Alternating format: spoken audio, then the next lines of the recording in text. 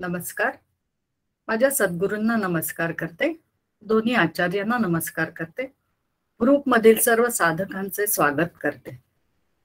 आजपासून आपला 12वा म्हणजे विवेक वैराग्य दशक सुरू होतो आहे. खरं तर मानवी जीवनात प्रपंच आणि परमार्थ एकमेकांना पूरक असतात. प्रपंचात कामाला येणारे गुणच परमार्थात उपयोगी पडतात. म्हणून सर्वसाधारण माणसाने प्रपंच नीटपणे सांभाळून परमार्थ करावा. माणसापाशी जो विवेक आहे त्याच्या बळावर जसा प्रपंच यशस्वी होतो तसेच परमार्थ देखील हस्तगत होतो. बरं, प्रपंच टाकून परमार्थ करणे किंवा उलट बाजूने परमार्थ टाकून प्रपंच करणे हे दोन्हीही दोषमय समजले जाते.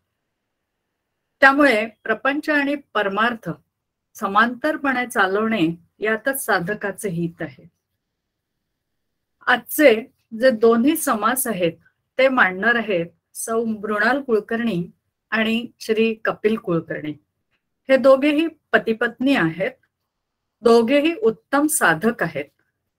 मृणाल पहिला समास मांडणार आहे तो म्हणजे विमल लक्षण समास. मृणालची थोडक्यात ओळख करून देते. पहिले म्हटल्याप्रमाणे ती उत्तम साधक तर आहेच, पण तिच्यातील सेवाभाव हा वाखाणण्यासारखा आहे.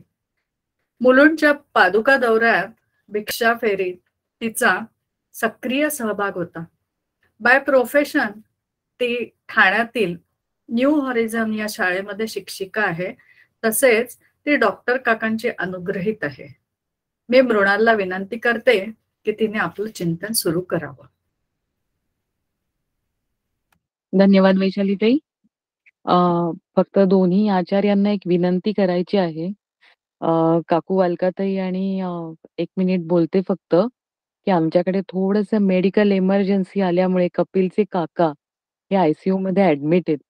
त्यामुळे कपिल आता हॉस्पिटलमध्ये गेलाय आणि मी बाहेर गाडीत बसून आता चिंतन मांडणार आहे.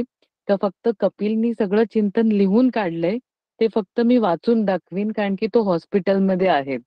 त्याचे काका क्रिटिकल आहेत. विलास काका जे मुलुंडचे आपले देशस्थ ऋग्वेदी संस्थेचे विश्वस्त आहेत, विश्वस्त प्रमुख. त्यामुळे अलकाताई म्हणून हरकत मला माहितीये, मला शमिका बोलली आहे काकांना जास्त बरं नाही म्हणून. Absolutely no problem. हरकत नाही. मला जसं जमेल तसं मी त्यांनी चिंतन मला लिहून दिलेलं आहे. प्रॉब्लेम. Absolutely no problem. या एवढ्या परिस्थितीत करता हे पुष्कळ आहे. ओके. हो, मी सुरुवात करते. ब्रह्मानंदम परमसुखदम केवलम ज्ञानमूर्तिम द्वंद्वातीतं गगनसदृशं तत्त्वमस्यादिलक्ष्यम् एकं नित्यं विमलमचलं सर्वधी साक्षीभूतं भावातीतं त्रिगुणरहितं सद्गुरु तं नमामि. डॉक्टर काकांना वंदन करते, समर्थांना वंदन करते आणि आपल्या दोन्ही आचार्य या दोघींनाही वंदन करते आणि आपले सगळे सहअध्यायी यांना अभिवादन करून आजच्या चिंतनाला सुरुवात करते. दशक 12वा विवेक वैराग्य समास पहिला विमळ लक्षण. वैशालीताई माझा आवाज येतोय ना? हो, येतोय. समासाचे चिंतन करण्यापूर्वी सुरुवातीला आपणा सर्वांना सांगावेसे वाटते की आपण सगळे प्रापंचिक आहोत आणि प्रापंचिकच राहणार आहोत. यात काहीही बदल होणार नाही असे गृहीतच धरूया. गृहीत धरल्यानंतर या प्रपंचासंबंधी, व्यवसायासंबंधी आणि ज्या काही सांसारिक जबाबदाऱ्या आहेत त्या संबंधी आपण कसा विचार करावा ही अत्यंत महत्वाची गोष्ट आपल्या सर्वांसमोर आहे. अनेक वेळेला असे वाटते की घर एक अडचण आहे, मुले एक अडचण आहे, उद्योगधंदा, बिझनेस, जॉब जे काही आपण करत आहोत ते एक अडचण आहे. पण त्यावेळी आमच्या आतमध्ये परमार्थाला ती एक मोठी अडचण निर्माण होते. मग ना प्रपंचाचा आनंद मिळत ना धड परमार्थाचाही आनंद मिळत. दोन्हीकडे खूप मोठा प्रॉब्लेम होत असतो आणि अशी स्थिती खूप जणांची असते. आणि ही स्थिती जर नको असेल तर दोन्हीकडे बघण्याची दृष्टी कशी असावी ही एक अत्यंत महत्वाची गोष्ट आहे. म्हणजेच काय तर दैनंदिन जीवनामध्ये सर्व प्रापंचिक जबाबदाऱ्या पार पाडून उरलेला वेळ आत्मचिंतन करावे असा आशय अभिप्रेत आहे.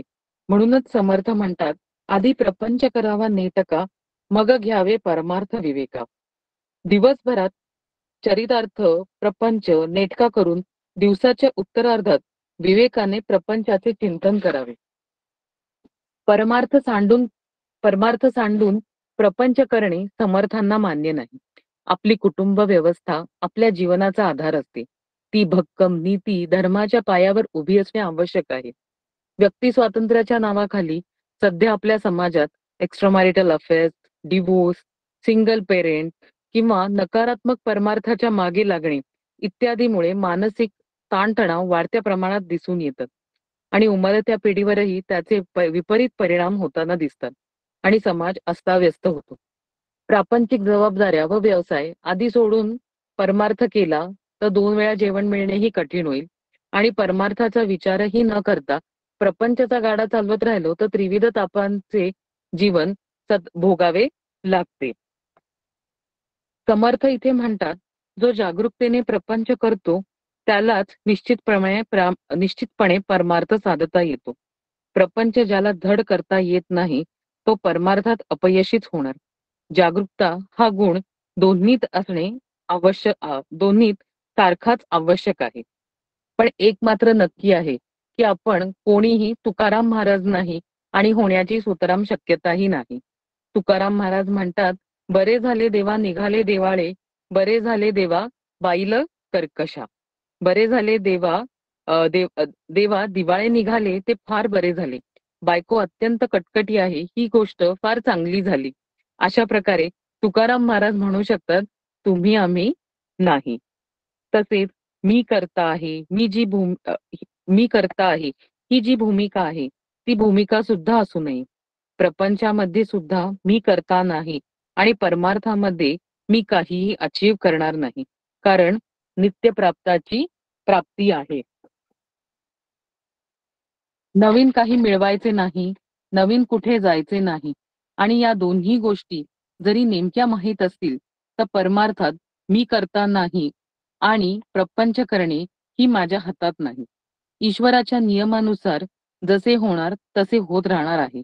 हे जर दोन्ही स्वीकारले तर परमार्थ सोपा होऊन जातो असे समर्थ म्हणतात. आपले डॉक्टर काका त्यांच्या प्रवचनातून नेहमी एक लॉजिक मांडतात की जन्माला कुठे यावे, कोणाच्या घरी यावे, कोणत्या गावी, कोणत्या देशात यावे, कोणाच्या पोटी यावे यातले काहीच आमच्या हातात नसते. जन्म जसा आपल्या हातात नाही तसाच मृत्यू कसा येणार हेही आमच्या हातात नाही. जन्म आणि मरण ही जी 2 टोके आहेत ही दोन्हीही आपल्या हातात नाहीत. तर 2 टोकांच्या मध्ये जे जीवन आहे ते जरी आपल्या हातात आहे हे कशावरून? हे जे जीवन चालते ते ईश्वरी नियोजनानुसार चालते. आपण ते नियोजन शांतपणे स्वीकारले तर प्रपंच ही अडचण वाटणार नाही. प्रपंच व्यवहार करत असताना अनुकूल प्रतिकूल घटना घडत असताना संसार करीत असताना जीवन मुक्त अवस्था प्राप्त झालेला हा अधिक श्रेष्ठ होय. कारण सुखदुःख समीकृत्वा इत्यादी स्थितप्रज्ञाची लक्षणे बांधली आहेत किंवा नाहीत याचा कस प्रपंचातच लागू शकतो. प्रतिकूलतेमध्येही जो आत्म्याशी युक्त राहतो, अयुक्त होत नाही, तोच श्रेष्ठ पारमार्थिक होय. ही गीतेमध्ये भगवद्गीतेमध्ये 15व्या अध्यायात सांगितल्याप्रमाणे असंग शस्त्रेण दृढेन छिद्वा म्हणजेच अनासक्ती. गीता आपल्याला सांगते की असंगत्व नावाचे शस्त्र आहे.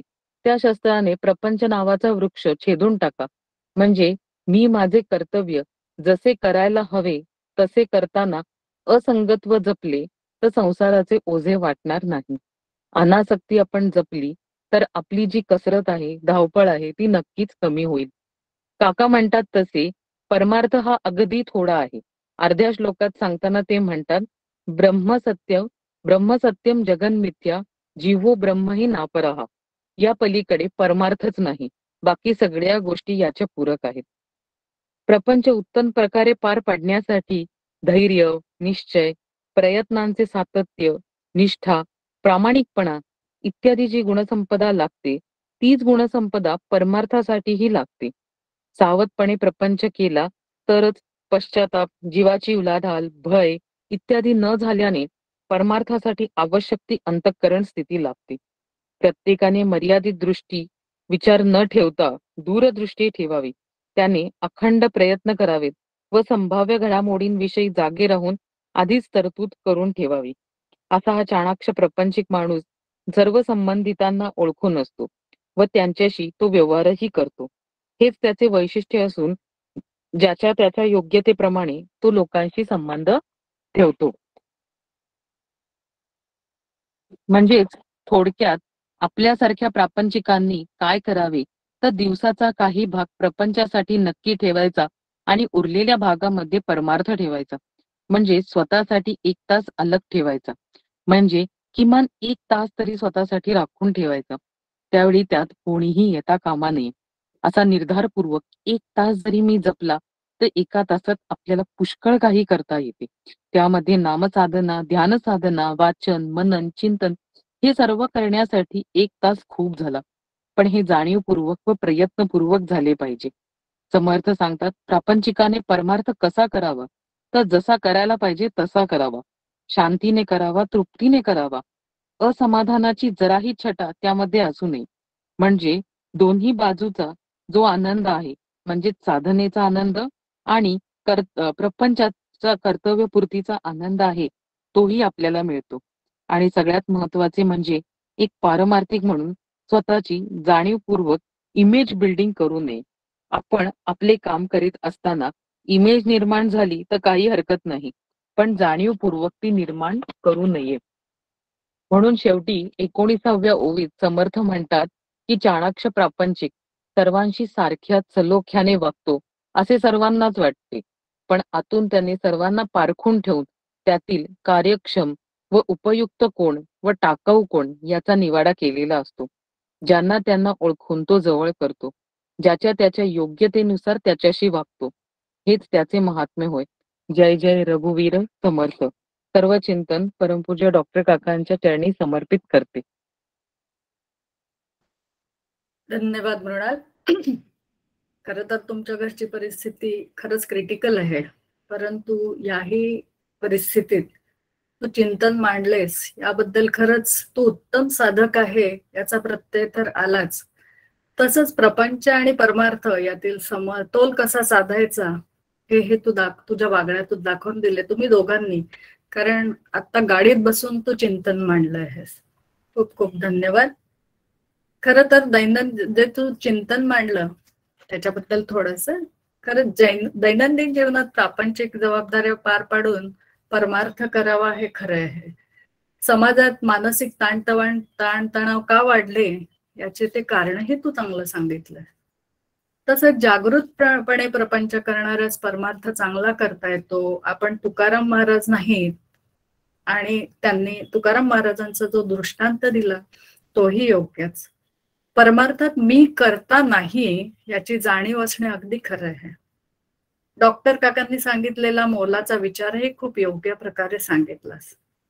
स्थितप्रज्ञाचे लक्षण सुखदुःख समितत्वा तसंच गीतेतील 15व्या अध्यायातील दाखला अगदी योग्य वाटला. खूप खूप धन्यवाद मृणाल. आता पुढचं जे चिंतन आहे ते कपिल नाही पण मृणाल वाचून दाखवणार आहे. पुढचा जो समास आहे तो प्रत्यय निरूपण. कुठल्याही समाजात सामान्य माणूस वासना प्रधान असतो. कोणत्याही सांसारिक माणसाला आपली प्रापंचिक परिस्थिती उत्तम असावी असं मनापासून वाटत असतं, पण ती मनासारखी कधीच नसते. प्रपंचात जी काही कमी असते त्यामुळे माणसाला दुःख भोगावे लागतेच लागते. याचं पहिलं कारण आपण सांगतो की प्रारब्ध आहे असं आपण समजतो, परंतु हे काही खरं कारण नसून योग्य दिशेला प्रयत्न व्हायला हवेत ते होत नाही आपल्याच्याने. योग्य दिशेने प्रयत्न झाल्यावर प्रपंचात सहसा कमी पडणारच नाही. आता हे अचूक प्रयत्न कोणते याचे वर्णन या समासात केलं आहे. त्याचबरोबर माणसाच्या नेमक्या कोणत्या अवगुणांमुळे प्रपंचात दुःख येतात याचेही विस्तृत वर्णन या समासात केलं आहे. एक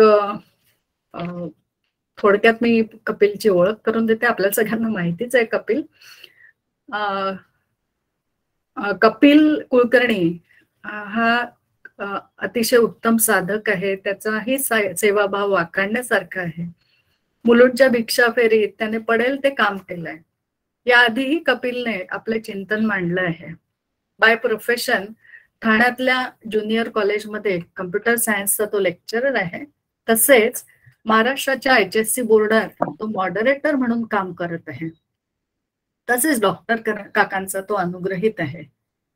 मी कपिलच्या वतीने मृणालला त्याचे चिंतन मांडण्याची विनंती करते. हो, ऍक्च्युली त्यांनीच सगळा अभ्यास केलाय, चिंतन सगळं त्यांनीच तयार केलं. मी फक्त वाचून दाखवणार आहे. फक्त वाचताना थोडस पुढे मागे झालं तर प्लीज समजून घ्या. समासाचे नाव आहे प्रत्यय निरूपण आणि दशकाचे नाव आहे विवेक वैराग्य. प्रत्यय या शब्दाचा अर्थ प्रत्यक्ष अनुभव असा आहे. विवेकाने वैराग्य सांभाळून प्रपंच आणि परमार्थात प्रगती कशी साधावी, या दोघांचा समतोल कसा साधावा आणि हे करत असताना स्वतःच्या अनुभवाप्रमाणे आवश्यक असणारे बदल करीत प्रपंचात सुखी कसे व्हावे व परमार्थात उन्नती कशी साधावी, याचे मार्गदर्शन श्री समर्थ आपल्याला या समासात आणि संपूर्ण दशकात करत आहेत. प्रपंच आणि परमार्थ यांचा समतोल जो साधू शकतो त्याचे जीवन हे अधिक संपन्न असते. प्रपंचात राहत असताना सर्व सुखे कशी भोगावीत आणि त्यासाठी आपल्या आचार विचारांची दिशा कशी असावी, त्यासाठी आपण कोणते प्रयत्न करावेत, याचे सविस्तर मार्गदर्शन समर्थ या समासातून आपल्याला करीत आहेत. जन्माला आलेल्या प्रत्येकालाच आपला प्रपंच सुखी झालेलाच हवा असतो. प्रपंचातील प्रतिकूलता, दुःख आपल्याला नको असते, कारण सुखी असणे ही जीवाची स्वाभाविक अवस्था आहे. कारण त्याचे मूळ रूप हे सुखरूपच आहे आणि ही अवस्था टिकवण्यासाठी म्हणूनच आपण साधना, उपासना, देवपूजा इत्यादी करीत असतो. श्री समर्थही आधी प्रपंच करावा नेटका, मग घ्यावे परमार्थ विवेका, हाच उपदेश करतात. गोंदवलेकर महाराज सुद्धा सांगतात की जो नाम घेतो त्याने आपल्या प्रपंचाची अजिबात हेळसांड करू नये. त्यामुळे वैराग्याचे सोंग घेऊन प्रपंचाची अनासक्ती मिळवण्यापेक्षा तो कसा संपन्न सुखी होईल त्यासाठी कोणते प्रयत्न करावे हे समर्थ या समासातून सांगतात. आपल्या अंतःकरणातील वासना या सतत कशाची तरी इच्छा करीत असतात. सुखाच्या कल्पना या आपण आपल्याच बेंचमार्कनी ठरवत असतो. सतत संपत्ती, संतती याबद्दल घडणाऱ्या गोष्टी मला हव्या तशाच घडाव्यात अशी आपली एक मिनिट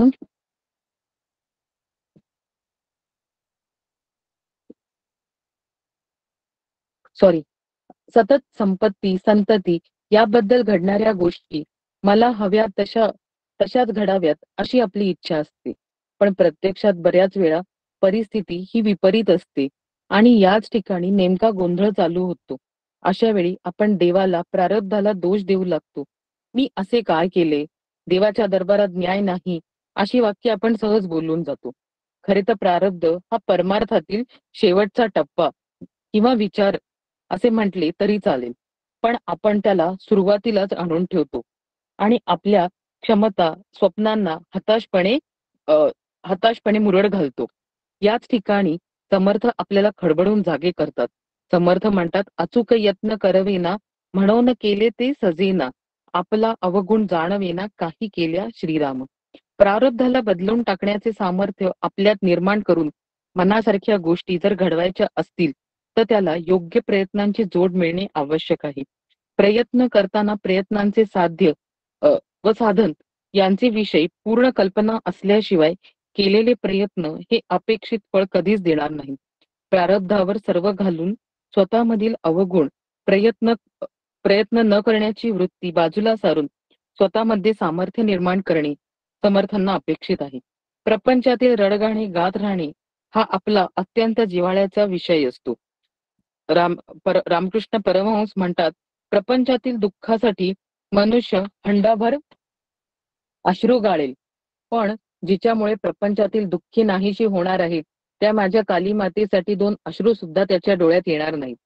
प्रपंचातील रडगाणे गाऊन इतरांची सहानुभूती मिळवण्यात आपल्याला धन्यता वाटते, पण प्रयत्नांचा पुरस्कार करणाऱ्या समर्थांना हे अजिबात मान्य नाही. प्रपंचातील यश अपयश जसे ईश्वर इच्छेवर अवलंबून असते, तसेच ते भोगण्यासाठी लागणारे अचूक प्रयत्नही देखीलही त्याचीच प्रेरणा असते. हा उत्कट भाव धारण केल्याशिवाय प्रपंच काय किंवा परमार्थ काय या दोन्हीमध्ये आवश्यक यश प्राप्त होणार नाही. केवळ निरर्थक कष्ट श्रम करणे समर्थांना अपेक्षित नाही. सर्व गोष्टी प्रारब्धावर घालण्याआधी आपला मार्ग कोणता असावा, आपली क्षमता काय आहे याचे अवलोकन करणे आवश्यक आहे. आणि हा अचूक या शब्दाचा अर्थ आहे. मला जीवनात काय साध्य करायचे आहे, माझे ध्येय काय, या मनुष्य देहात मला काय मिळवायचे आहे, हे जर कळले तर ते साध्य करण्यासाठी मार्ग ठरविला जातो. पण हे करीत असताना इतरांना बाजूला न सारून सर्वांना बरोबर घेऊन जाण्याची आवश्यकता असते. पण यासाठी अत्यंत आवश्यक गुण म्हणजे दुसऱ्याचे अंतरंग जाणणे. आपल्या अहंकारामुळे आपण समोरच्याच्या भावनांचा मतांचा विचारच करत नाही, ज्यामुळे कलह मतभेद होतात. अशा मतभेदांचे रूपांतर पुढे मनभेदात होते. संवादाला संवाद मिळण्याऐवजी अहंकारावर अहंकार आदळू लागतो. प्रतिसादाऐवजी प्रतिक्रिया येऊ लागतात. या सर्वांचे परिवर्तन अशांतता असमाधान यात होते. आणि या कोलाहलात जे मूळ साध्य करावयाचे आहे, ती शांती तृप्ती समाधान कुठल्या कुठे राहून जाते आणि होतात ते फक्त श्रम कष्ट. मनुष्याला दुसऱ्याच्या अंतरंगाशी एकरूप होऊन त्याचे दुःख जाणता आले पाहिजे, पण त्यासाठी अहंकार सोडावा लागतो. हा अहंकार जर सोडला नाही तर प्रपंच आणि परमार्थ या दोन्हीत अपेक्षित विकास होणार नाही. त्यामुळे अहंकारावर काम करून अंतर्मुख होऊन स्वतःचे व इतरांचे दुःख जाणता आले पाहिजे. ज्या योगे आपण सर्वांना प्रिय होऊ शकू. परमार्थ हा विचारांचा प्रांत आहे. ज्यावेळी परमार्थाला अपेक्षित विचार दृढ होतील, त्यावेळी तो आपल्या दैनंदिन प्रापंचिक आचरणाचाही भाग होईल. पण मनुष्य नेमका येथेच कमी पडते त्याची सहनशक्ती आणि विचारशक्ती. ज्याप्रमाणे दूध ओतू जाऊ नये यासाठी आपण जितकी काळजी घेतो, तितकीच किंबहुना त्यापेक्षाही अधिक काळजी आपण परमार्थात घेतली पाहिजे. साधन करीत असतानाही आपल्या संतापाचा उद्रेक होतो, कारण आपली सहनशक्ती कमी पडते. त्यासाठी आपले वागणे आपल्या स्वतःच्या व समाजाच्या फुटपट्टीवर न मोजता संत श्री गुरु यांच्या आचरणाशी मोजावे. मी आता जी परिस्थिती भोगत आहे त्या ठिकाणी माझे श्रीगुरु कसे वागले असते याचा विचार करून आपले आचरण तपासून घ्यावे. ज्यामुळे आपोआप इतरांच्या बद्दलचा तिरस्कार द्वेष आकस कमी होत राहील आणि मनाची सम्यक अवस्था टिकवता येऊ शकेल. अंतःकरणाची निस्पृहता जपता येऊ शकते. बोलण्यातील वागण्यातील सच्चेपणामुळे समाजात प्रियत्व प्राप्त होऊ शकते. जसे तुकाराम महाराज म्हणतात, बोले तैसा चाले. अशा व्यक्तीचा न्याय अन्यायाच्या समाज देखील सहजतेने निवाडा करतो. अशा वागण्याचा अर्थ म्हणजे परमार्थ अंगी बाणवण्याचे लक्षण आहे. ज्याप्रमाणे चंदन झिजल्यावर त्याचे गंध अधिक पसरते, त्याप्रमाणे जो लोकांप्रती निस्पृह राहतो तो स्वाभाविकपणे त्यांच्यात प्रिय होतो. क्षमा करणे ही मनुष्याची उदार प्रवृत्ती आहे. क्षमेने मनुष्य इतरांचे मन जिंकतो. त्यामुळे स्वतःची प्रगती साधता येते व सहनशक्तीची परिपक्वताही. क्षमाशील वृत्तीमध्ये तयार होते. म्हणजे व्यक्तीची सहनशक्ती क्षमाशील वृत्तीमध्ये तयार होते. बुद्धीने लोकांना जिंकण्यासाठी हृदयाने लोकांना जिंकावे. म्हणजे बुद्धीने लोकांना जिंकण्यापेक्षा हृदयाने लोकांना जिंकावे. प्रपंच ही परमार्थाची प्रयोगशाळाच आहे. ज्याप्रमाणे प्रयोगशाळेतील विविध उपकरणे वापरून आपण प्रयोग करतो व त्यातून निष्कर्ष काढतो, त्याप्रमाणे परमार्थातील गोष्टींचा प्रपंचात उपयोग करावा. जो परमार्थ व्यवहारात उपयोगाला येत नाही तो परमार्थच नाही. ज्याला प्रपंच हा परमार्थाच्या अधिष्ठानावरच उभा आहे, तो या जीवनात समाजात उत्तम कार्य करू शकतो. त्यासाठी वेळप्रसंगी कमीपणा घेणे, लोकांचे बोलणे सहन करणे आवश्यक आहे. हे सगळे आपणच आपल्यात वाढवत राहायला पाहिजे. ज्याला त्यांसाठी सद्गुरु वचनांचे साधनांचे तत्वहृदय धारण करून व्यवहार केला तर त्याला जे प्राप्त होते ते म्हणजे प्रत्यक्ष व्यवहारातील वागणे हे परमार्थातील तत्वावर असावे. आपल्या मनाची मशागत करीत राहणे म्हणजे साधना. आपल्या मनाची अशी मशागत करीत असताना प्रसंगी जर कोणी दुष्ट दुर्जन भेटला तर त्याच्याशी हुज्जत न घालता आपल्या मनाची स्थिती ढळू न देता स्थळत्याग करणे हेच उत्तम. क्षमेचे विवेक टिकवण्यासाठी सार असार विवेक विचार अंतःकरणात सतत चालू ठेवला पाहिजे. सामान्य माणसे ही बाहेर रंगावरून आपली परीक्षा करतात.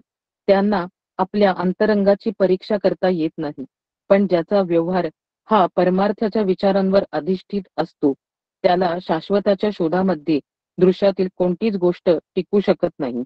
हा विचार अंतःकरणात दृढ झालेला असतो. तो त्याच्या आचरणाचा भाग बनलेला असतो. त्यावेळी कोणत्याच प्रसंगात त्याचा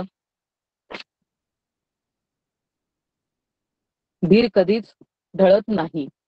बाहेरील गुणांच्या परीक्षेपेक्षा अंतरंगातील गुणांची परीक्षा करून आपल्या प्रवृत्तीवर कार्य करत लोकांच्या अंतरंगात स्थान मिळवतो. लोकांशी प्रेमाने स्नेहाने वागावे. इतरांचे जीवन आपल्या चांगुलपणाने भरावे, ज्यामुळे आपल्या जीवनात त्याची कधीच कमी जाणवणार नाही.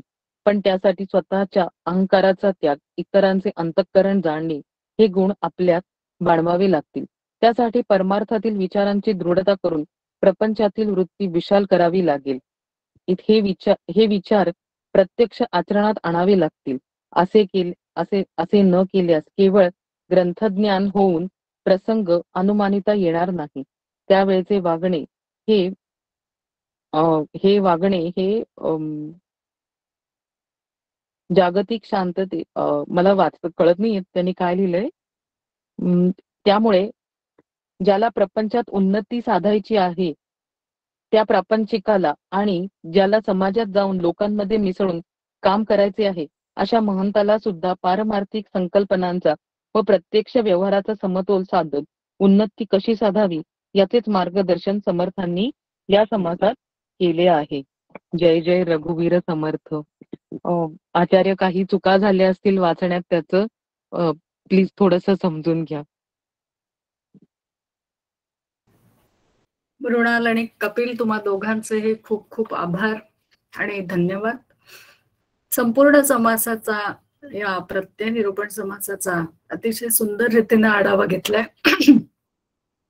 प्रत्यय शब्दाचा अर्थ काय, तो अनुभव आणि स्वतःच्या अनुभवातून प्रपंच कसा चालवावा, तसंच प्रपंच आणि परमार्थ याचा बॅलन्स कसा साधायचा, तसंच साधना उपासना किंवा प्रार्थना आपण का करावे याचं कारणही बरोबर सांगितलं. सतत आपण संतती संपत्ती याबद्दल घडणाऱ्या गोष्टी मला हव्या तशाच घडाव्या अशी आपली सगळ्यांची इच्छा असते, पण ते तसं घडतेच असं नाही. असं का होते याची कारणं जी समर्थांनी सांगितली आहेत ती अतिशय योग्य प्रकारे मांडलीस. तसंच रामकृष्ण परमहंसांचे कालीमातेचं उदाहरणही अतिशय योग्य प्रकारे मांडलंस. त्याच्यानंतर पुढचा अतिशय महत्वाचा एक मुद्दा मांडलास, दूध उतू जाऊ नये म्हणून आपण जी काळजी घेतो त्यापेक्षा जास्त काळजी आपल्याला परमार्थात घ्यावी लागते. कारण परमार्थात याच गोष्टीचा आपला घात कोण करतो तर अहंकार करतो. त्याच्यामुळे ही सुद्धा परमार्थातली काळजी कशी घ्यायची याबद्दल तो अहंकार कसा कमी करावा, रादर घालवावा, हेही समर्थांनी तर सांगितलंच आहे, पण तोही अतिशय उत्तम प्रकारे मांडलायस. तसंच चंदनाचे उदाहरण आणि माणसाची निस्पृहता याचा रिझम्बलन्स अतिशय सुंदर रीतीने सांगितलं. खूप खूप धन्यवाद तुम्हा दोघांचेही. मी आता आपल्या आचार्या सौ माधुरीताईंना विनंती करते की त्यांनी आपले बोधपर चिंतन मांडावे. माधुरीताई. जय जय रघुवीर समर्थ. मला वाटते अंतरीत्वा वसावे, तुझ्या दासबोधासित्वा बोध व्हावे. अपत्या परी पाववी प्रेम ग्रासा, महाराज या सद्गुरु रामदासा. जय जय रघुवीर समर्थ. परमपूज्य सद्गुरु डॉक्टर काकांना साष्टांग नमस्कार करते, समर्थांना साष्टांग नमस्कार करते, आदरणीय अलकाताईंनाही सादर नमस्कार करून आजच्या चिंतनाला प्रारंभ करते. खरोखर अतिशय कठीण परिस्थिती असताना सुद्धा कपिल आणि मृणाल या दोघांनी सुद्धा अतिशय सुंदर पद्धतीने जे चिंतन मांडलेलं आहे, तर त्याबद्दल त्या दोघांचंही वैशालीताईंनी तर धन्यवाद दिलेलेच आहेत, पण मी त्यांचं अभिनंदन करीन. कारण खरोखर प्रसंग वेळ आलेला असताना आपण कशा पद्धतीने त्याला तोंड द्यावं, तर अतिशय धैर्याने तोंड या दोघांनी सुद्धा जे काही दिलेलं आहे, की घरात आजारी माणूस आहेत, ICU मध्ये ते काय आहेत तर त्यांना दाखल केलेलं आहे, आणि तरी सुद्धा मृणाल आणि कपिल या दोघांनीही जे काही धारिष्ट्य दाखवलं, आणि परमार्थाला म्हणजे प्रपंचालाही धारिष्ट्य आवश्यकच असतं, आणि तेच परमार्थामध्ये देखील उपयोगात पडतं. कारण आपल्याला सगळ्या संतांनी हेच सांगितलेलं आहे की जे गुण, आणि त्यातल्या त्यात विशेष करून समर्थांचं म्हणणं असं आहे की जे गुण तुम्हाला प्रपंचामध्ये यशस्वी करतात, तेच गुण तुम्हाला अत्यंत परमार्थामध्ये देखील उपयुक्त ठरतात. आणि म्हणून हे धैर्य काय, सहनशीलता काय, किंवा वेळेचं नियोजन काय, किंवा सातत्याने सत्य वागणं काय, आता या सगळ्या गोष्टी ज्या काही आहेत, सावधानता काय, तर या सगळ्या गोष्टी आपल्याला ज्याप्रमाणे प्रपंचामध्ये यशस्वी करतात, त्याचप्रमाणे आम्हाला त्या परमार्थामध्ये सुद्धा यशस्वी करायला अत्यंत सहाय्यक ठरतात. आणि त्या दृष्टिकोनातून प्रपंच आणि परमार्थ वास्तविक पाहता परमपूज्य डॉक्टर काका तर एका ठिकाणी असं म्हणतात की आमचा प्रपंच जो आहे तोच आमचा परमार्थमय झाला पाहिजे. म्हणजे काही प्रपंच आणि मग काही परमार्थ असं न करता आमच्या अंतरंगातून विचाराच्या माध्यमातून आमचा प्रपंचच कसा परमार्थमय होईल याचं मार्गदर्शन सातत्याने आपले सद्गुरू आपल्याला करत असतात. आता इथे पहिलीच ओवी त्यांना समर्थ आपल्याला सांगतात की प्रपंच करावा नेटका. आता नेटका याचा अर्थ काय नेमका? नेटका म्हणजे जेवढा हवा तेवढा, वाजवीपेक्षा जास्त नको, जेवढी आपल्याला गरज आहे तेवढ्या पुरताच तो करावा, हा नेटका शब्दाचा अर्थ आहे. आपल्याला कसं आपण याच्यात सुद्धा व्यवहारात सुद्धा ब्लाऊज कसं नेटकं हवं असतं. नेटकं म्हणजे सैलही चालत नाही आणि फार घट्टही चालत नाही, अगदी त्याप्रमाणे म्हणजे खूप फापट पसाराही वाढवणं नाही, आणि अतिशय त्याच्यामध्ये काय तर काटकसरीने खूप करणं असं सुद्धा नाही. तर व्यवस्थितरित्या म्हणजे नेटकेपणाने, नेटाने करणं वेगळं आणि नेटकेपणाने करणं वेगळं. आणि नेटकेपणाने केलं तर आपोआपच नेमकेपणाने केलं, गरजेपुरतं जर का केलं तर त्याची आसक्ती जी काही आहे ती अंतःकरणात राहणार नाही. आणि म्हणून इथे समर्थ असं सांगताहेत की अशा पद्धतीने हातात हात घालून चालणारे या गोष्टी आहेत. प्रपंच आणि परमार्थ ही आमच्या जीवनाची काय आहेत तर हे जीवन रथाची दोन चाकं आहेत. आता ह्या पूर्ण दशकाचं नावच विवेक आणि वैराग्य आहे, आणि हे विवेक आणि वैराग्य हेच काय आहे तर हेच दोन्ही सुद्धा आमच्या जीवन रथाची अतिशय सुंदर असलेली अशी ही दोन चाक आहेत. त्यातलं एक चाक जरी निखळून पडलं किंवा काही नादुरुस्त झालं तर मात्र तो गाडा जो आहे, प्रपंचाचा गाडा जो काही आहे किंवा जीवनरथ जो आहे तो जीवनरथ व्यवस्थितरित्या चालू शकणार नाही. आणि म्हणून याच प्रपंच आणि परमार्थाला काय म्हटलेलं आहे तर एकाच नाण्याच्या दोन बाजू असं म्हटलेलं आहे. जसं एखादं नाणं आपण हातात घेतल्यानंतर त्या नाण्याच्या दोन्ही बाजू आम्हाला काय तर त्या ठिकाणी हातात घ्याव्याच लागतात, अगदी त्याचप्रमाणे प्रपंच आणि परमार्थ हे जेव्हा आम्ही करायला सुरुवात करतो तर तेव्हा हे दोन्ही हातात हात घालून जर का चालत असेल तर आमचा आयुष्याचा जीवनरथ जो आहे तो व्यवस्थितरित्या चालल्याशिवाय राहणार नाही. म्हणजे आम्हाला नाथ महाराजांचं उदाहरण याच्यासाठी अतिशय प्रसिद्ध आहे की नाथ महाराज प्रपंचामध्येही पूर्णपणे यशस्वी आहेत, आणि त्याचबरोबर परमार्थामध्ये सुद्धा त्या ठिकाणी काय आहेत तर कृतार्थ जीवन जगत आहेत. अगदी तशाच प्रमाणे तुम्हा आम्हाला जसं मृणालताईंनी सांगितलं की आम्हाला प्रपंच हा सोडता येणार नाहीये, कितीही सोडा सोडा असं सांगितलं तरी तो आम्ही काही सोडणार नाही. मग आता हा सोडायचा नाहीच आहे, फक्त तो नेटका करायचा. आणि नेटका करायचा म्हणजे गरजेपुरता करायचा, फापट पसारा जास्त वाढवता उपयोगाचं नाही. नेमकेपणाने तो जर का केला, कारण समर्थ एका ठिकाणी असं म्हणतात की प्रपंच करावा नेटका, नेटका करता फिका होत जातो. की तो नेटका करायला लागलं तर आपोआप त्यातलं जे काही त्या ठिकाणी काय न्यूनत्व आहे ते न्यूनत्व आपल्याला हळूहळू कळायला लागतं. आणि न्यूनत्व हळूहळू कळायला लागलं की तो त्याच्याबद्दलचा जो रंग आहे तो गडद न राहता तो फिका फिका होत जातो. म्हणजे त्यातनं माणूस एक एक एक गोष्टी शिकत राहतो. आणि त्या दृष्टिकोनातून म्हणून हे दोन्हीही हातात हात घालून नुसतं परमार्थही प्रापंचिक माणसांना करता येणार नाही. कारण किती अगदी संन्यासी झाला तरी सुद्धा आईनं 12 वाजताची वेळ जेव्हा खाण्याची होते तेव्हा त्याला सुद्धा काय करावं लागतं तर 4-5 घरी भिक्षा मागावीच लागते, पोट भरावंच लागतं. आणि म्हणून खऱ्या अर्थाने हे दोन्ही ज्या काही आहेत गोष्टी, या दोन्ही सुद्धा प्रपंच आणि परमार्थ हातात हात घालून आपल्याला चालवायचं आहे. आणि त्या हातात हात घालून नुसतं चालवताना तर अचूक पद्धतीने त्याचे प्रयत्न जे काही आहेत ते प्रयत्न आम्हाला करायचे आहेत. सावधानता ठेवून आम्हाला ते करायचं आहे. कारण ज्ञानेश्वर माऊली सुद्धा असं म्हणतात की जयाचे ऐहिक धड नाही त्याचे परत्र पुससिक आहे. आणि तेच इथे समर्थ वेगळ्या शब्दांमध्ये सांगतात की प्रपंची जो सावधान तो परमार्थ करील जाणं, प्रपंची जो अप्रमाण तो परमार्थिक होता. की जो प्रमाणबद्ध वागत नाही, प्रपंचामध्ये प्रमाणबद्ध जो वागणार नाही मग त्याला परमार्थासाठी वेळच उरणार नाही. किंवा प्रपंचामध्ये जो प्रामाणिकपणाने वागणार नाही मग तो तेच गुण जे काही आहेत तेच अप्रामाणिकता नावाचा जो काही गुण आहे तोच परमार्थामध्ये सुद्धा घेऊन येईल. आणि मग त्याचा परमार्थ सुद्धा अप्रामाणिकच होईल. म्हणजे अशा पद्धतीने सातत्याने समर्थांनी आम्हाला इथे सावध केलेलं आहे. आणि सावध करून जागरूकतेने मृणालनी सांगितलंच ते अतिशय छान पद्धतीने सांगितलं की सतत सावधान होण्याची आम्हाला आवश्यकता आहे. आणि सावधानपणे जर का आम्ही केलो की खरंच साध्या साध्या गोष्टी असतात की उद्या जर माझ्याकडे 4 माणसं जेवायला यायची आहेत तर मला आदल्या दिवशीपासून त्याची काय करावी लागते, तयारी करावी लागते, कामांची आखणी करावी लागते, पदार्थांची योजना काय करायची आहे ती करावी लागते, तशाप्रमाणे सामान आणून ठेवावं लागतं. आणि असं जर का मी सावधान राहिले तर मग ऐन वेळेवर फजिती होणं वगैरे या गोष्टी आपोआपच काय होतात तर बाजूला सारल्या जातात.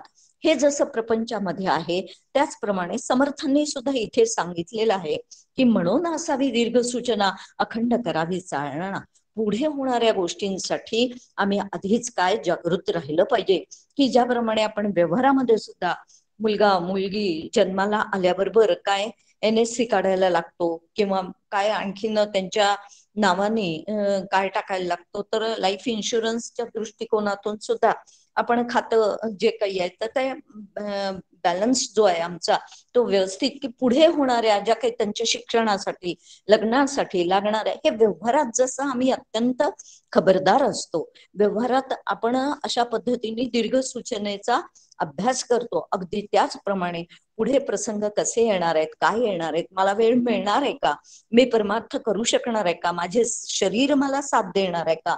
आणि म्हणून हा विचार करून सुद्धा आमचा पारमार्थिक दृष्ट्या बँक बॅलन्स कसा वाढवता येईल. सातत्याने रोजच्या रोज एक कर्म सत्कर्म माझं खात्यात पडतंय की नाही, म्हणजे जसं आम्ही व्यवहारामध्ये बँक बॅलन्स वाढवतो तसाच आम्हाला परमार्थामध्ये देखील बँक बॅलन्स वाढवता येतोय की नाही याचा विचार करणं अत्यंत गरजेचं आहे.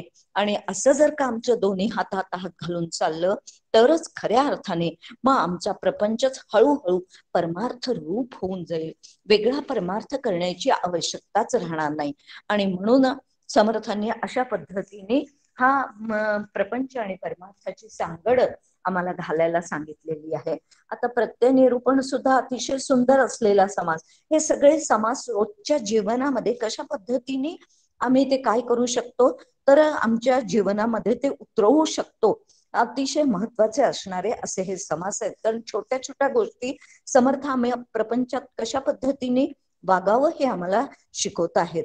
आणि म्हणून अचूक यत्न करण्याची सुद्धा कला जी काही आहे ती अचूक यत्न करण्याची कला सुद्धा आम्ही हस्तगत केली पाहिजे, आत्मसात केली पाहिजे. पुष्कळदा असं आपण पाहतो की अगदी या संदर्भात मला मुलांचं, विद्यार्थ्यांचं उदाहरण द्यावंसं वाटतं की पहिल्यापासून अभ्यास जसा करायला पाहिजे तसा अभ्यास करत नाहीत, अळमटळम करतात.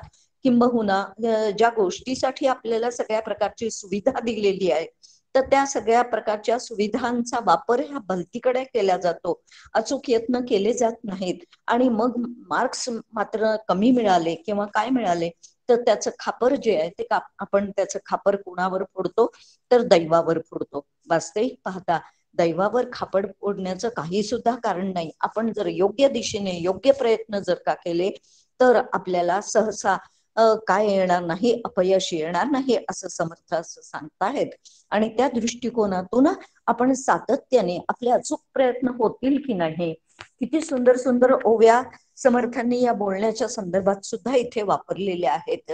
तर आपलं बोलणं कसं असावं आणि ते बोलणं की मी जे काही बोलणार आहे ते मला उलटून अरे म्हटलं तर कार्य माझ्या वाट्याला येणार आहे. आणि म्हणून त्या दृष्टिकोनातून आपण काय समाजामध्ये पेरतो आहे, आपण समाजात जर चांगलं पेरलं तर समाजाकडनं सुद्धा आम्हाला चांगलंच काय येणार आहे. आणि म्हणून समाजरूपी जमिनीमध्ये आम्ही काय पेरतो, आम्ही काय काय लोकांना देऊ शकतो. आणि समर्थ या ठिकाणी आपल्याला जागृत करतात की पेरिले ते उगवते उसने द्यावे घ्यावे लागते, वर्म काढिता भंगते परांतर. आमच्या बोलण्यावर आमचा कंट्रोल असला पाहिजे वगैरे. या सगळ्या गोष्टी ज्या काही आहेत या सगळ्या गोष्टी आम्हाला या ठिकाणी काय शिकवत आहेत तर समर्थ प्रत्यय निरूपणामध्ये तुम्हा आम्हाला सांगताहेत. मला सहजच एक प्रसंग आठवला मंदाताईंनी सांगितलेला. मंदाताई म्हणाल्या की मी 11वी-12वीच्या विद्यार्थ्यांना शिकवत होते आणि शिकवत असताना मी सहजच मुलांना विचारलं की मला सांगा तुम्हाला कोणाला काय काय व्हायचंय, तुमचं काय काय ध्येय आहे. आणि त्यावेळेस प्रत्येकाने मला कोणी सांगितलं मला डॉक्टर व्हायचंय, कोणी इंजिनियर सांगितलं, कोणी आणखीन कुठली फॅकल्टीच्या संदर्भात सांगितलं. म्हणजे प्रत्येकाने असं वेगवेगळं वेगवेगळं काहीतरी की मला चांगल्यापैकी लेक्चरर व्हायचंय, एकाने आणखीन काही सांगितलं. तर अशा पद्धतीने प्रत्येकाने जे काही सांगितलं तर ते काय कुठल्या संदर्भात तर व्यावहारिक संदर्भात त्या मुलांनी सांगितलं. पण मंदाताई म्हणाल्या की एकालाही असं वाटलं नाही की मला संत व्हायचं आहे, मी संतांसारखं वागणार आहे किंवा संत पदाला मला काय जायचंय तर मला परमार्थ करून सांगण्याचं तात्पर्य एकच आहे. काय म्हणते वासना, काय कल्पिते कल्पना, याच्यावरनं मंदाताई बोलत होत्या की सातत्याने तुमच्या आमच्या अंतःकरणामध्ये व्यवहारातल्या वासना ज्या काही आहेत तर त्या वासनाचं आपण त्या ठिकाणी एकतर मागील अनेक जन्मापासून घेऊन आलेला असतो आणि या जन्मात देखील तशाच प्रकारच्या आमच्या प्रापंचिक वासना असतात.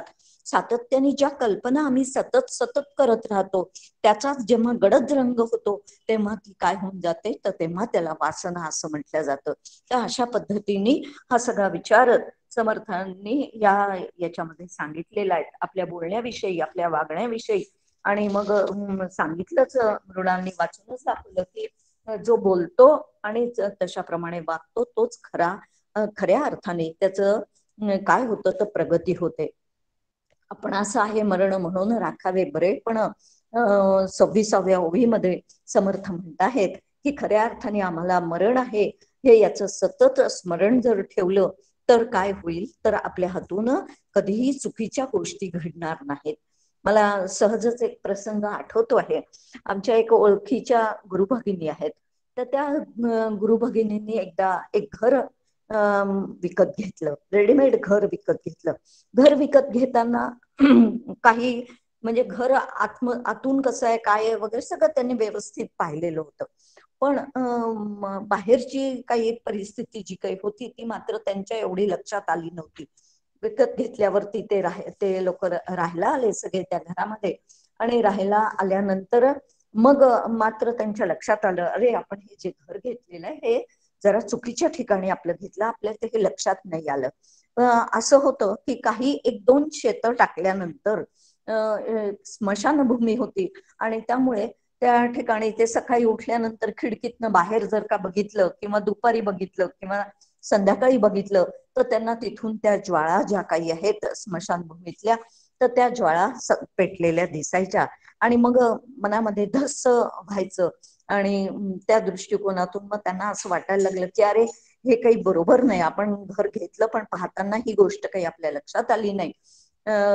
तर एक दिवस डॉक्टर काका त्यांच्याकडे आलेले होते आणि आल्यावरती त्यांनी सांगितलं की काका असं असं हे घर आहे, घर तर आतून सगळं व्यवस्थित योग्य आहे, पण हे बाहेर जे काही पाहिलं की अशा पद्धतीने ते हे दिसतात चिता पेटलेल्या त्या ठिकाणी चितेवरती तो प्रेत पेटलेलं दिसतं वगैरे आणि ज्वाळा दिसतात आणि मन जरा काय होतं तर धास्ता होतं.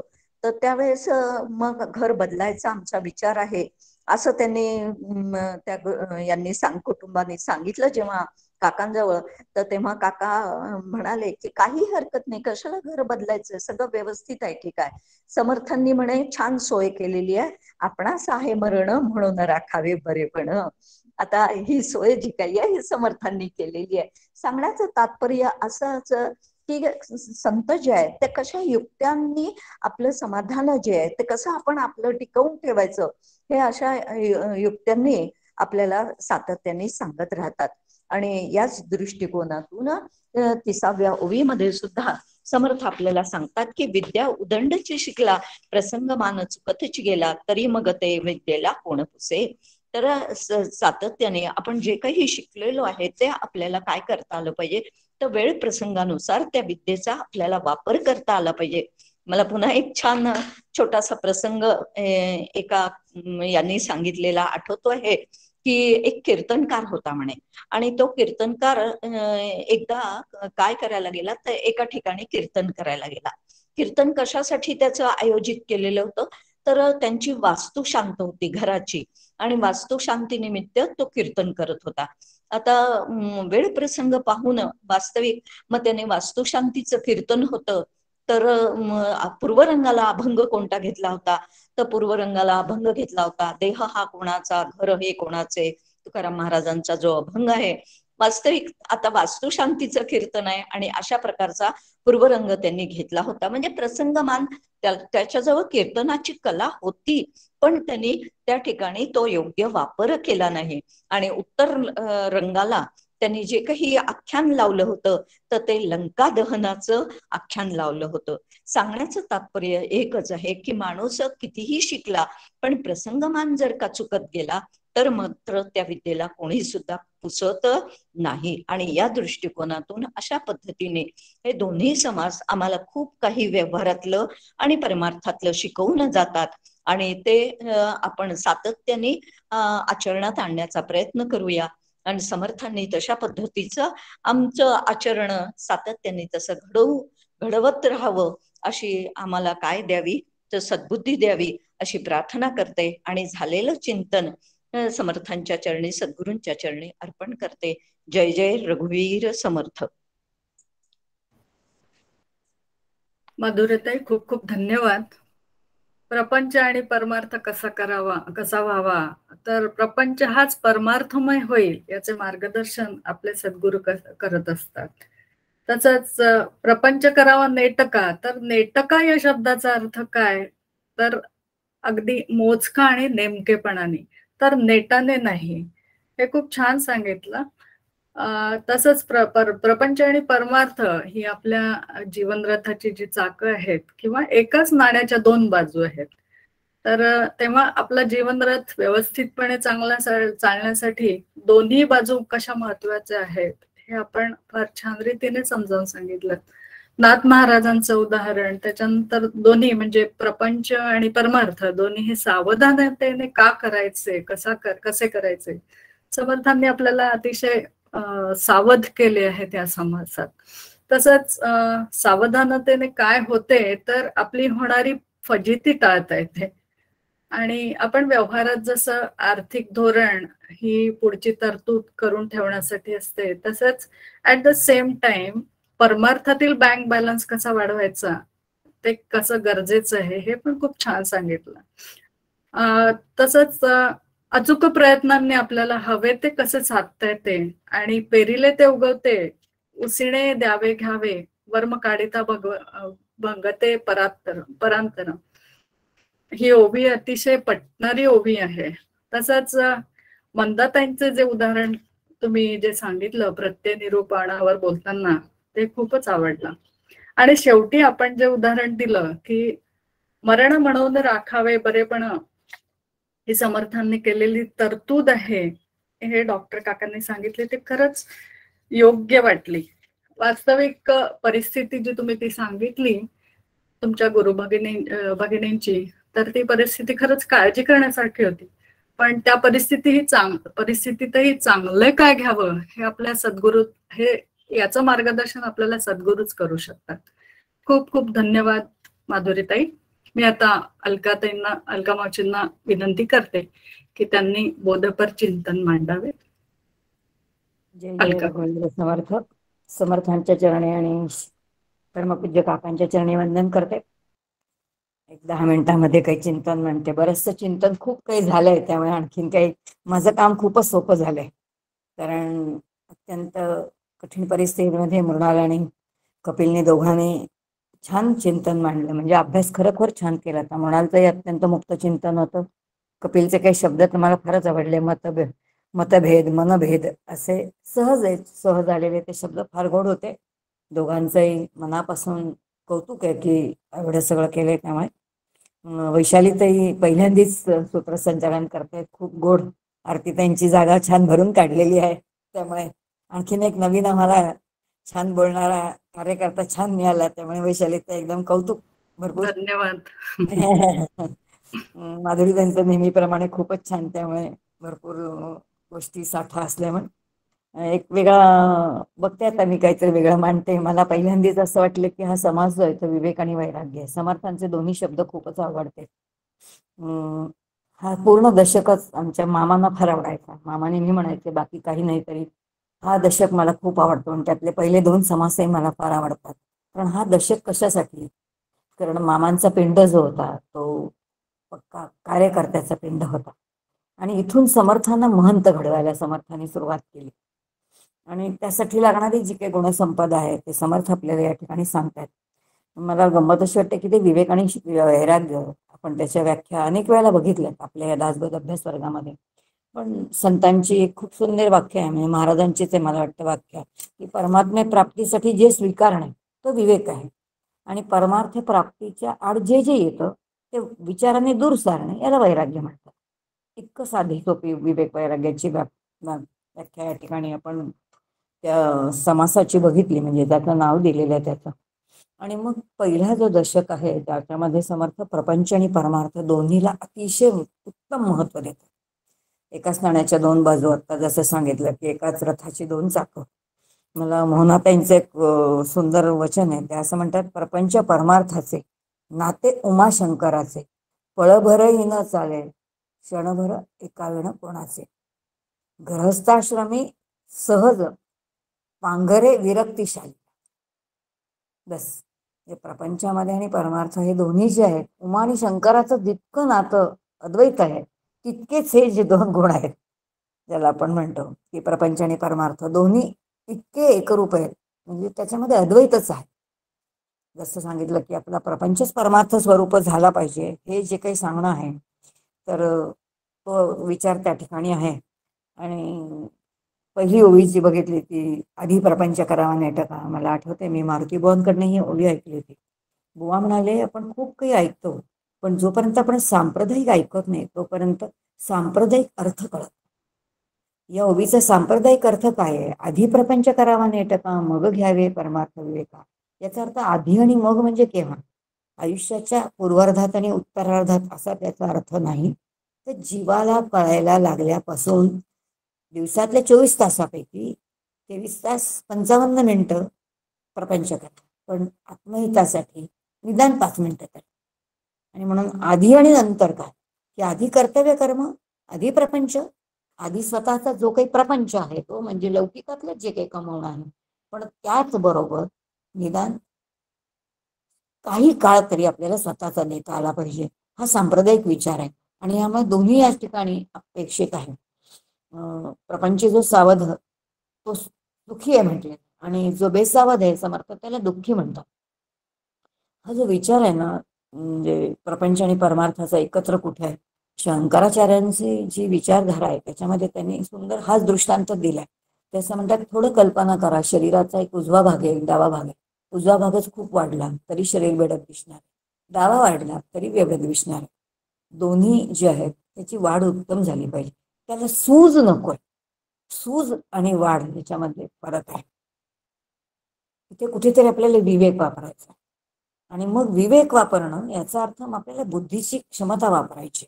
आणि जर बुद्धीची क्षमता वापरायची असेल तर समर्थ स्वतः आपल्याला शेवटी म्हणतात की जर एखादा ज्ञानी आहे किंवा अशी जिने जीवनमुक्त शब्द वापरला, पण इथे समर्थांना महंत अपेक्षित आहे की त्यांचा जो महंत आहे किंवा त्यांचा जो ज्ञानी आहे तो कसा आहे. वरवर सगळ्यांना एकत्र करत असला तरी तो सावध, साक्षेपी आणि दक्ष आहे. आणि म्हणून तो जवळ करतो तेव्हा काय बघतो, गुण बघतो. आणि हे सगळं कशासाठी आहे. समर्थांनी हे जे विशेषत्वाने लिहिलेले समास आहेत त्याच्या मागचा उद्देश कोणता असेल तर गुण बघणं. याचा अर्थ डेलिगेशन ऑफ वर्क ज्याला आपण म्हणतो आधुनिक भाषेमध्ये, की आपल्या आजूबाजूला अनेक लोक आहेत, कोणाला कोणतं काम द्यायचं आपल्याला कळत नाही, पण प्रत्येकाचा कोणता गुण आहे तेच कळत. दुसऱ्याचा गुण कळण्यासाठी आपल्यात असणारे त्रिगुणांचं जर आधी चिंतन झालं असेल तर दुसऱ्याचे गुण आपल्याला कळतात आणि त्या गुणानुसार आपल्याला डेलिगेशन ऑफ वर्क करता येतो. हा विचार तिथे आहे. आणि मुळामध्ये हा समासच विवेक आणि वैराग्य. तर विवेक आणि वैराग्य हे विचारांचं आहे. संतांचं एक सुंदर वाक्य आहे. असं म्हणतात की तुम्हाला आम्हाला एक ब्रह्मास्त्र त्या विधात्याने दिलेलं आहे. ते ब्रह्मास्त्र त्या अश्वत्थाम्याला दिलं, ते ब्रह्मास्त्र त्या अर्जुनाला दिलं, हे सगळं ठीक आहे. पण एक ब्रह्मास्त्र त्याने तुम्हाला आम्हाला दिलेलं आहे आणि तो म्हणजे आत्मानात्म विवेक. आणि आत्मानात्म विवेकामध्ये एक निवडायचं आणि एक टाकायचं. जर एक निवडायचं आणि एक टाकायचं असेल तर आपल्याला समर्थ पहिल्या समासामध्ये काय निवडायचं आणि काय टाकायचं तेच सांगतात. कारण प्रपंचामध्ये आपल्याला जे काही करायचं आहे, प्रपंचामध्ये जे काय करायचं आहे, आता दोन्हीसाठी माधुरी त्यांनी सांगितलं की दोन्हीमध्ये गुणांची आवश्यकता आहे आपल्याला. जे प्रपंचातले गुण आहेत तेच आपल्याला परमार्थात आहेत. मंदाताईंनी हा विषय अप्रतिम सुंदर सांगितला. मंदाताई म्हणाले गुण तर सोडाच, पण आपल्याला प्रपंचामध्ये प्रपंच करण्यासाठी जे भांडवल मिळालेलं आहे, शरीर आहे, मन आणि बुद्धी आहे, हे भांडवल आपल्याला प्रपंचासाठी आहे आणि तेच भांडवल आपल्याला परमार्थासाठी वापरायचं. ते प्रपंचासाठी वापरलं तर तो लौकिकाने उत्तम होईल आणि तेच जर परमात्म्यासाठी वापरलं तर माझा प्रपंच उत्तम होईल. म्हणजे भांडवल सुद्धा तेच आहे. गुण तर असणारच आहेत, पण दिलेलं भांडवल जे आपण घेऊन आलेलं स्थूल शरीरासारखं, सूक्ष्म शरीरासारखं, तेही तर एकच आहे ना, तेही वेगळं नाहीये. त्यामुळे कुठे आपण वापरायचं हा खूप वेगळा विचार करायचा. आणि यासाठी त्यांनी म्हटलं की पहिल्यांदा ब्रह्मास्त्र म्हणजे आपल्याला आत्मानात्म विचार करायचा. आत्मानात्म विचार याचा अर्थ एक निवडणे आणि एक टाकणं. आणि तोच विचार समाज आपल्याला पहिल्या जो समास आहे त्याच्यामध्ये विमळ लक्षमध्ये सांगतात की प्रपंचामध्ये असू दे किंवा परमार्थामध्ये असू दे हा गुण आपल्याला असला पाहिजे. आणि आता दुसरा जो आहे की प्रत्यय निरूपण. आता त्याचंही खूप छान सांगितलं की प्रत्यय म्हणजे प्रत्यक्ष किंवा छान त्याचं उत्तम कपिलने अतिशय सुंदर वर्णन केलं की काय देवासाठी आपण अजिबात आपल्याला अश्रू येत नाहीत, पण प्रपंचामध्ये आपण पुष्कळ काही रडतो. हे तर आपल्याला सगळ्यांना माहिती आहे. आपण सगळेच त्याच्यामध्ये आहोत कारण आपण सगळेच प्रापंचिक आहोत. कोणी आपण प्रपंच सोडणार नाही, हे अगदी बरोबर आहे. या समासामध्ये समर्थ आपल्याला म्हणतात की समाजामध्ये आपल्याला नानात्व दिसतं. समाजामध्ये कमालीची भिन्नता आहे. बुद्धीमध्ये भिन्नता आहे, कलेमध्ये भिन्नता आहे, वर्तणुकीमध्ये भिन्नता आहे, यश आणि अपयशामध्ये भिन्नता आहे. सगळं जर बघितलं आपण तर हे वास्तव आहे सगळ्या ठिकाणी. आणि मग हे काय की बरोबर असणारी भिन्नता काय. एकीकडे अत्यंत बुद्धिमत्ता आहे आणि एकीकडे अजिबात बुद्धिमत्ता नाही. असं कशासाठी असेल. बुद्धीचं तत्व सगळ्यांना सारखं दिलेलं आहे, पण एक वापर करतो आणि एक वापर करत नाही. याचा अर्थ कुठेतरी आपण प्रारब्धाला दोष देतो, दुसऱ्याला दोष देतो. असं न करता समर्थाने सांगितले अचूक यत्न करावे ना म्हणून केले ते सजेना. आपला अवगुण जाणेना काही केले. याचा अर्थ आपल्यामध्ये अवगुण आहे. आम्ही विद्यार्थ्यांना परीक्षेमध्ये बघतो, विद्यार्थी परीक्षेत लिहितात, आम्हाला लक्षात असतं प्रश्न एक विचारलेला असतो आणि सांगताना ऑमिटिंग द इन्फॉर्मेशन. माहिती असेल तर ते सगळं लिहितात, पण नेमका जो मुद्दा पाहिजे असतो ना तोच नसतो. म्हणजे अचूक यत्न तो येत नसतो. आणि आपला अवगुण त्यांना असं वाटतं की मला मार्क कमी मिळाले याचा अर्थ बाईने पेपर तपासले नाहीत, त्यांनी पार्सलिटी केली, ह्यानी छोटं अक्षर उत्तर लिहिलं तरी ह्याला जास्त मार्क, आणि मी एवढं मोठं उत्तर लिहिलं तरी मला कमी. कुठेतरी माझं चुकलं असेल, मी नेमकंपणाने लिहिलं नसेल, कळत नाही. हे लहान मुलांना जसे तसं आपल्या प्रपंचामध्ये आपलंही असंच होतं थोडंफार, की आपण दुसऱ्यांना दोष देत राहतो. आपण आपल्याकडे काही आपल्यामध्ये काही दोष आहेत ते मला काढायचे, ते आपल्याला नाही जमत आणि आपल्या सामर्थ्याने ते नाही निघत. म्हणून परमपूज्य मंदाताई नेहमी म्हणतात की निरंजन असे असणारे जे निर्दोष आहेत त्या संतांच्या चरणी जा, त्या सद्गुरूंच्या चरणी जा आणि आधी आपले दोष काढून घ्या. पण त्यांच्या चरणी गेल्याशिवाय आपल्याला आपले दोष दिसणार नाही, आणि जोपर्यंत दोष दिसणार नाही तोपर्यंत अंतरंगाची शुद्धी आपली होणार. या ठिकाणी समर्थांना निस्वार्थी जीवन अत्यंतिक अपेक्षित आहे. आणि म्हणून महंत जर असेल तर त्यांनी खरं बोललं पाहिजे, खरं चाललं पाहिजे, कसं वागलं पाहिजे, तरच त्याला लहान थोरं मानतील. म्हणजे समाजामध्ये मान्यता तेव्हा मिळेल जर न्याय, धर्म, न्याय, नीती यांनी जर आपलं जीवन बंदिस्त असेल तरच समाजामध्ये मान्यता मिळते. हे समर्थांना तिथे सांगायचं. आणि मग जर तुम्हाला नाव पाहिजे असेल तर सहजच समर्थ म्हणतात की जसं चंदन उगळल्याशिवाय त्याचा सुगंध येत नाही, तसा हा देह झिजवल्याशिवाय, आणि तो पण निस्वार्थपणे समाजाशी झिजवल्याशिवाय आपल्याला काही मिळणार नाही. पुढची ओळी मला त्याच्या समर्थातल्या इतक्या सुंदर सुंदर ओव्या आहेत की जनी जनार्दन ओळखावा. एकीकडे आपल्याला समर्थ व्यवहारामध्ये कसे वागायचे ते सांगतात, पण परमार्थामध्ये नेमकेपणाने जनार्दन तत्व जे आहे, परमात्म्य तत्व जगतामध्ये जगदीश्वर रूपाने आहे, ते तत्व रूपाने कसं बघायचं ते बघायला शिका, हे आपल्याला सांगतात. मग लौकिकामध्ये पेरिले ते उगवते, हा आपल्याला काय तुम्ही जे पेरणार, आंब्याचं झाड लावलं तर आंबे येतील, पण झाडं जर कारल्याचं लावलं तर त्याला कारलंच येणार आहे ना.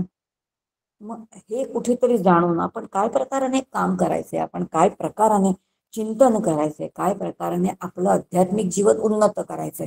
आणि जर आध्यात्मिक जीवन उन्नत करायचं असेल तर आपल्याला तत्वदृष्टी कमावली पाहिजे, म्हणजे जनतेमध्ये जनार्दन दिसला पाहिजे, एक सांगतात. दुसरा समर्थाने खूप महत्वाचा मुद्दा सांगितलाय, आपणासामध्ये पण मरण, याचा अर्थ मरणाचं स्मरण असलं पाहिजे. मरणाचं स्मरण असावं पाहिजे. इथे समर्थ जाणीवपूर्वक सांगतात. नाथांचं जर चरित्र बघितलं तर नाथांना एका संतांनी विचारलं होतं की तुमचा प्रपंच आणि परमार्थ इतकं उत्तम तुम्ही कसे करू शकलात. तेव्हा नाथ म्हणतात, मी दुसरी कोणतीच साधना केली नाही, मी अखंड काय करतो तो मरणाचं स्मरण. बस मरणाचं स्मरण, याचा अर्थ मला जायचंय. परंतु काका पण म्हणतात, घ्या या देहाचा लाहो जायचंय म्हणून, या मला जायचंय, मला जायचंय. याचा अर्थ माझं नित्य जर ते स्मरण असेल ना तर माझी कृती, माझा विचार त्याला अनुषंगाने होणार. आणि असं जर असेल तर साधकाचं जीवन आणि लौकिकातलं म्हणजे पारलौकिकातली दोन्ही जीवनं जी आहेत, ती दोन्ही जीवनं जी आहेत ती अत्यंत उन्नत होण्यासारखी आहेत आणि तशी उन्नत झाली पाहिजेत, विकसित झाली पाहिजेत असं समर्थांना वाटतंय. आणि तोच विचार ते म्हणतात. शेवटची यातली ओळी मला भयंकर आवडते, विद्या उदंडाची शिकला परंतु प्रसंग मान चुकतची खेळा. फार मोठं नको. तुम्ही आणि सुद्धा बरेच वेळेला असं होतं, एखाद्या आपल्या कोणीतरी नातेवाईक असतात, हॉस्पिटलमध्ये असतात, त्यांना भेटायला जातो. खरं तर आपण इतक्या दुरून त्रास घेऊन गेलेलो असतो, पदरमोड करून गेलेलो असतो, शरीराला त्रास घेऊन आपण गेलेलो असतो. पण तिथे गेल्यानंतर त्यांना बरं वाटेल असं न बोलता आपण म्हणतो, काळजी घ्या बरं का, आमच्या बाजूच्या लोकांना असंच झालं, आणि ते पटकन गेले. आता कशासाठी गेलो आपण? उदंड विद्या माहिती आपल्याला, पण कुठं काय बोलावं नाही कळत ना, असं काहीतरी घडतं आपल्याच्या. आणि म्हणून शब्द पण किती जपून वापरला पाहिजे. मग हे सगळे गुण जे आहेत ते जितके प्रपंचात आवश्यक आहेत तितकेच एका महंतालाही आवश्यक आहेत, हे समर्थांना सांगायचं या ठिकाणी. आणि आणखीन एक सुंदर मुद्दा मला आठवला की जेव्हा कपिलनी सांगितलं की प्रपंचासाठी आपण काय काय करतो आणि परमार्थासाठी काही करत नाही. आम्ही घडीमध्ये जेव्हा दासबोध शिकायला जायचो तेव्हा आमचे भाऊ काका म्हणजे डॉक्टर काकांच्या बरोबर डॉक्टर व्ही कुलकर्णी असायचे. एक सुंदर वाक्य म्हणायचे, आणि इतकं सुंदर वाक्य म्हणजे अंतःकरणावरती कोरून ठेवण्यासारखं वाक्य. ते असं म्हणायची, प्रपंचाचा कोळसा उगाळावा तितका काळाचा आहे, पण कोळसा उगाळा तर काळच निघणार आहे. तसं प्रपंचाचं कितीही तुम्ही चिंतन केलं तर तो काळाच आहे, कारण ते सुख देणार नाही, कारण ढेकणाच्या बाजी सुखाची कल्पना. त्यामुळे तो प्रपंचाचा कोळसा उगाळावा तितका काळा आहे. पुढचं विधान अत्यंत महत्वाचं आहे, पण तो जाळला तर उजाळा देतो. प्रपंचाचा कोळसा जाळणे याचा अर्थ प्रपंचाचं चिंतन थांबवणे. बस प्रपंच होणारच आहे. हे प्रपंच मुळीचा नासका विवेके करावा नेटका, आता झालं नेटका वरना किती आहे तो. मग प्रपंचाचा कोळसा जाळणं याचा अर्थ त्याचं अनावश्यक चिंतन जर आपण टाळलं, तो कर्तव्यावरती अरडून केला आणि कर्तव्यावरती अरडून केल्यानंतर आधीच तो मुळात तो परमार्थाचा पायाच आहे. पुढच्या गोष्टी आपोआप आपल्याला सहज उमजणार आहे. आणि म्हणून त्या सहज उमजण्या जाणाऱ्या गोष्टी या कोणासाठी समर्थ सांगतायत, या जितक्या वैयक्तिक तुम्हाला आम्हाला प्रपंचासाठी हव्यात तितक्याच एका महंतासाठी हव्यात. शेवटी समाजाशिवाय आपण राहू शकत नाही, समाजामध्ये कार्याशिवाय राहू शकत नाही. तेव्हा ही सगळी गुणसंपदा कमवावी लागेल. आणि नुसती कमवायची नाही तर ती समर्पित भावाने आपल्याला जेव्हा जनार्दनाची सेवा म्हणून आपण समाजामध्ये असं काही करू, तेव्हा त्याचाही कुठचा आपल्याला लेप लागणार नाही. कारण ते जे काही घडत ते सगळं तसंच आहे. आणखीन एक वाक्य मला आवडलं कपिलने सांगितलेलं की संत सद्गुरू यांच्या आचरणाची फुटपट्टी आपण आपल्याला लावून बघावी. याचा अर्थ ते कसे वागतायत ते बघावं. मला वाटतं हा सगळा विचार आपल्याला दोन्ही प्रपंच आणि परमार्थासाठी जितका उपयोग आहे तितकाच वैयक्तिक आपल्या प्रपंचासाठी आणि समाजामध्ये आपण वागताना सुद्धा उपयोग आहे. आणि म्हणून समर्थांच्या समोर महंत आहे की त्यांनी कसं वागलं पाहिजे, काय प्रकाराने कार्य केलं पाहिजे, असा विचार करून तो 12व्या समापासून समर्थ आपल्याला समाजामध्ये घेऊन जातात. असं थोडं चिंतन वाटलं आणि हे केलेलं सगळं चिंतन समर्थांच्या चरणी परमपूज्य डॉक्टर काकांच्या चरणी समर्पित करते आणि मी माझ्या वाणीला विराम देते. जय जय रघुवीर समर्थ. हरिओम. अलकाताई, खूप खूप धन्यवाद. खरं तर तुमच्या चिंतनानंतर मला काही बोलायची माझी काही पात्रता नक्कीच नाहीये. तरी पण विवेक वैराग्याची आपण सांगितलेली जी व्याख्या आहे ती खूपच सुंदर रीतीने मांडली. तसंच प्रपंच आणि परमार्थ मारुती बुवांनी सांगितलेला सांप्रदायिक अर्थ, तसंच आचार्यांचं उदाहरण की शरीराचा उजवा आणि डावा भाग ज्यावर सूज नको, तर प्रपंच आणि परमार्थ याचा बॅलन्स कसा साधण्यासाठी हा अतिशय योग्य रीतीने सांगितलं. तसंच जसं अश्वत्थामा आणि अर्जुनाला ब्रह्मास्त्र मिळाले होते तसंच तुम्हा आम्हालाही ब्रह्मास्त्र दिले आहे. तर ते काय, ते ब्रह्मास्त्र कुठलं, तर आत्मानात्म विवेक. यात काय सोडायचं आणि काय धरायचंय आणि जे भांडवल प्रपंचासाठी दिलंय ते कुठे वापरायचं हे कळलं की प्रपंच आणि परमार्थ दोन्ही साधणार आहे आपण. तसंच अवगुण आणि दोष आपले स्वतःचे दिसत नाही पण दुसऱ्याचे लगेच दिसतात. तर स्वतःचे दोष आपल्याला दिसल्याशिवाय किंवा जाणवल्याशिवाय आपली आत्मोन्नती नाही होणार नाही. हे खरंच अगदी डोळ्यात अंजन घातल्यासारखं आहे. त्यासाठी तुम्ही एक हॉस्पिटलचं उदाहरण दिलं ते खूपच योग्य. खूप खूप धन्यवाद अलकाताई. आपण श्लोक घेऊया शेवटचा. हो, घेऊ का? मृणाल घेते की मी घेऊ? घेत असेल तर घेते ना. हो, घे. पूर्ण कृपा गुरु मजवरी, प्रार्थित भावे तुला, वारी सर्व अरिष्ट नेऊनिलया, सम्मोह जो वाढला, अज्ञानांध जनासी मुक्त करुनी, शांतीपदी बैसवी, विनती हीच असे न मागत दुजे, भक्ती तुझी ही हवी. सद्गुरुनाथ महाराज की जय. जय जय रघुवीर समर्थ. जय जय रघुवीर समर्थ. जय जय रघुवीर समर्थ. जय जय रघुवीर.